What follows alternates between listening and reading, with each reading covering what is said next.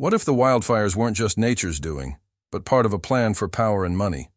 What Mel Gibson said about the LA wildfires on live TV might completely change what you believe. The camera shows a fancy TV studio where a blonde woman, Caroline Hart, sits with a warm smile.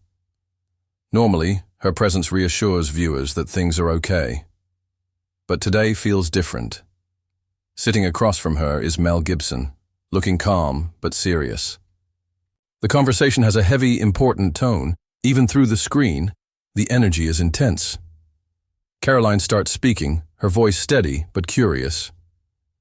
Mel, you've been outspoken about the wildfires in Los Angeles. Your perspective is always fascinating. What do you think people are missing about this disaster? Mel stays silent for a moment, the pause intentional, making the room feel even heavier. When he finally speaks, his voice is calm but firm.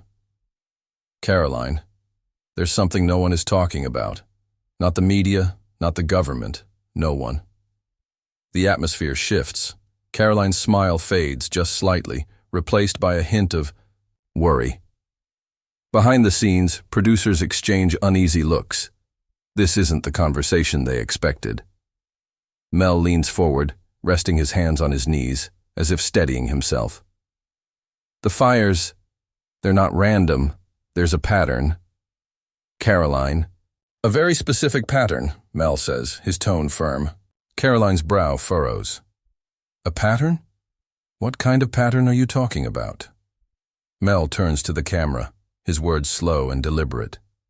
The areas hit hardest aren't just wildfire-prone.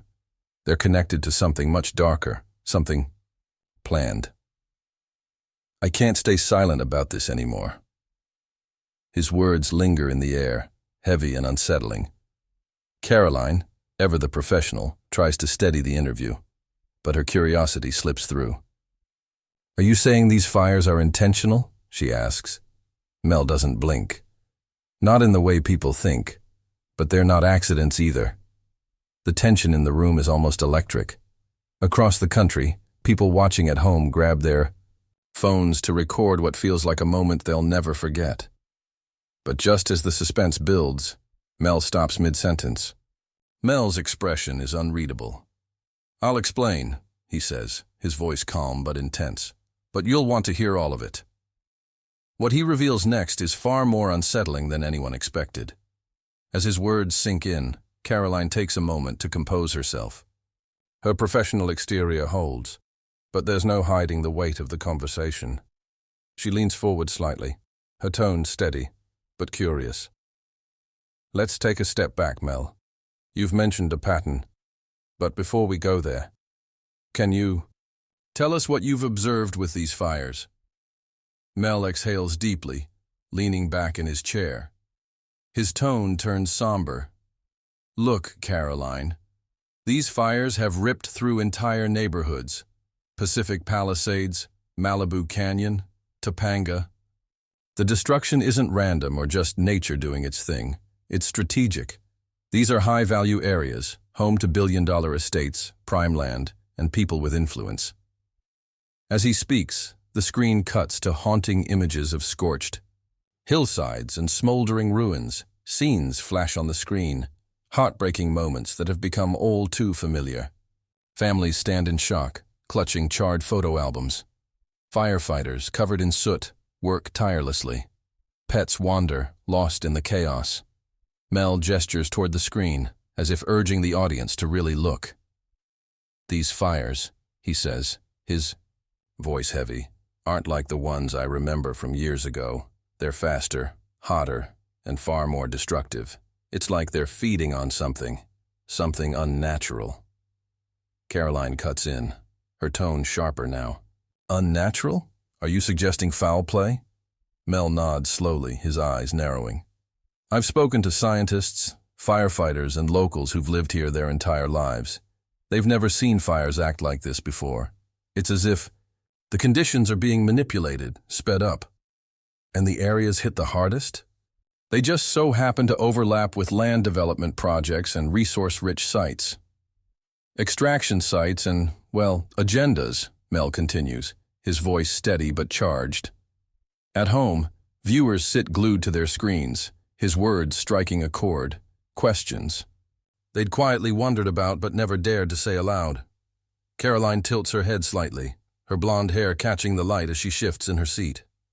"You're saying this devastation might not be entirely natural?" "Not might," Mel says flatly. "There's no way this is all coincidence. And if you follow the money, because that's always where you need to look, you start to see the threads." As Mel tugs at these threads, the story begins to unravel in ways no one could have anticipated. Caroline leans forward, her polished, composed demeanor cracking just enough to show real curiosity. The studio falls silent, the only sound the faint hum of equipment in the background.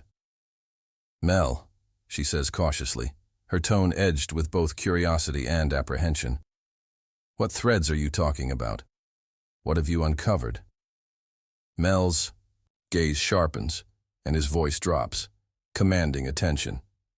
"It started with something many of us noticed, how these fires seem to target specific areas. Regions," Mel says, his tone deliberate. "But then I started asking myself, why? Why are certain areas burning while others stay untouched? Why is the damage so focused?" He pauses, letting the question hang in the air. "I started digging," he continues, his voice steady but heavy with implication. "I looked into who owns the land, what's planned for it, and who stands to gain from these areas being cleared. The answers I found weren't comforting." Caroline's eyebrows draw together, her concern evident. "What did you find?" Mel leans forward, his voice dropping slightly. "Take Malibu, for example. The properties destroyed weren't just homes, they were obstacles. Obstacles to high-value developments, energy projects, and even government initiatives.